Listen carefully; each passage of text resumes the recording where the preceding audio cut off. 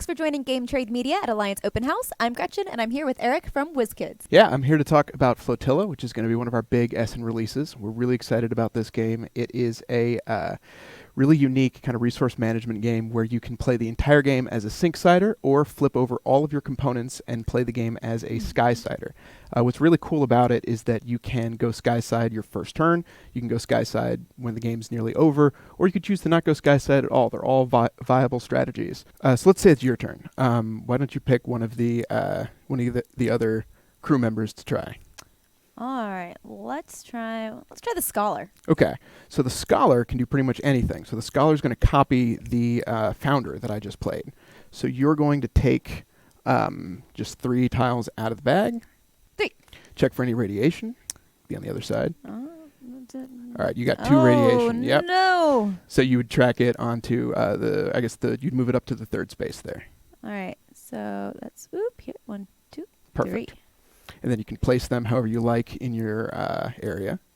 All right, So these little rings, if you complete one, that lets you find an artifact out in the ocean. The kind of circle rings, which can help get you bonus points and do extra things. The other thing you can do here, why don't you pick another card to play? All right, I am going to pick Delver.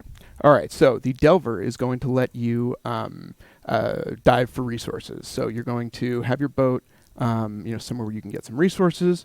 You get a die based on the space that you're on. So you're at a level 3, that's called the depths. So you get one of the darkest die, and your Delver gives you 2 shallows die, so you can roll those 3. All right. All right, so you will get 4 resources of that color, which you can stick right on your boat, like that.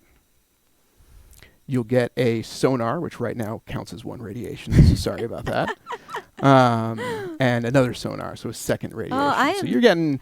I'm very radiated. Yeah, a little bit of radiation, but... it's worth it for science. Exactly. All right, so another thing that you can do is the Speakers Guild. Why don't you grab the Speaker next? All right. Here's the Speaker. So the Speaker is going to let you increase your influence with these different guilds, which give you all kinds of different advantages.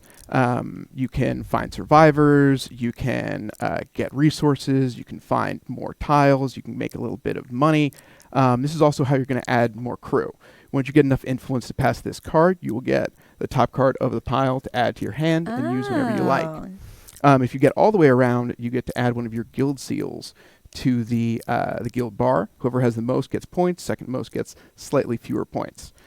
All right. Next thing that you can do is the trader.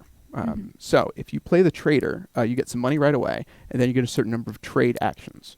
You can buy a boat. Boats cost $12. You can sell some of your resources to get whatever that resource currently is, or buy resources at the current price. You can also buy one of these outposts. Buy an outpost, it costs whatever it says. You put it on a little outpost marker, and you get to take one of these tokens that give you a certain amount of points based on how many of that tile you have. So those are kind of the main actions. Let's go skyside and see what that's like. All right. Now, should I be worried about my radiation? Only a little. You're about to drop to... you start out getting 9 bonus points if you stay pretty clean. You're about to drop to 0. If you get much more, you're going to start getting negative points. Exactly. So take all the stuff off your board, pick up your cards, hold down your radiation tracker, and flip over the rest. Flip over all of your cards. So now you'll see the art actually changes because they've got new jobs. And then you'll flip over your starting tile. Here, take these guys off. Yeah, flip over all your tiles. You're going to take these away and flip over that guy too. So now your job, instead of sailing the seas collecting things, you're going to be building up the flotilla. So you're going to be taking these tiles and spending resources to build them out.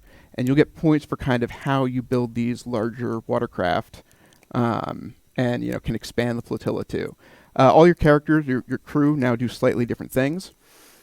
Scholar still does the same thing. Trader still lets you trade with the board in different ways, but your Delver now lets you research.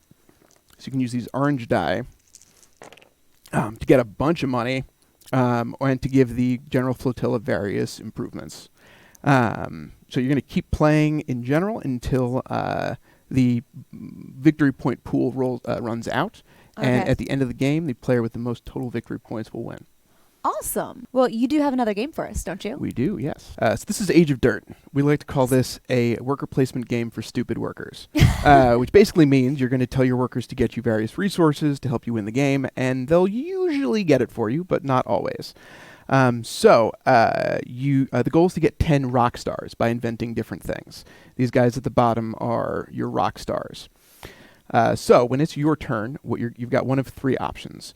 First, you can put some of your workers to work by sticking them in these boxes. All right. Second, you can lift a box and actually send them through the passage to see if you get what you're looking for. So let's say... fantastic. Yes, let's say I had put two guys in here. This is the forest, so this is where you can get berries and wood. You take them out, you drop them in. Luckily, I got them both all the way through, so I get to take a berry and a wood. You could take two of one or two of the other, and put them in these spaces on my board. You only have as much room as you've got spots in your board, but you can use a boulder to upgrade your cave to have a little bit of extra room. Fancy cave. Yeah, the third thing you can do is buy things. That's like upgrading the cave, like you just saw. You can buy a card by spending a leaf. You can reset either your drum or your spear by spending a wood, or you can build one of these cards. You can build anything that's in the invention row, or you can build anything that's in your hand. Now these do fun things. So let's say that you actually got your guys stuck in the tower. So they didn't come out when you really wanted them to. So you will spend your drum and use that to try to knock them free. You can hit any one of these tabs up to 3 times. There's one. And there's 2. So now you would get the 2 guys for, you would get 2 of whatever resource you'd wanted to use those guys for. Finally, there are predators. Right now, there's a saber-toothed tiger hiding in there. So if you were to collect these and send them through, and the tiger came out, actually no one came out, but if the tiger came out, this guy would not collect anything. He would be dead. And you would need to get him back somehow. So first one to 10 rock stars is the winner, and yeah, this one's just a lot of fun. Oh my goodness, this one looks fun with all this setup. And is this easy to build? Yes, it's very easy to build. There's the tray in there slots it in built, so you don't need to worry about putting it together or taking it apart every time. And the art is phenomenal. There's a few kind of Easter eggs and surprises that you'll notice as you're assembling everything. All right, so this in the game we showed earlier, is there any place to get more information on them? Yeah, you can go to Wizkids.com, and I think the rule books are up, and you can read a lot more about the games there. Awesome. And are they available now? They're not available now. They're both going to be available at Essen, and then wide retail soon afterward. And you can find them at your friendly local game store. Of course. Thank you so much for showing us these games.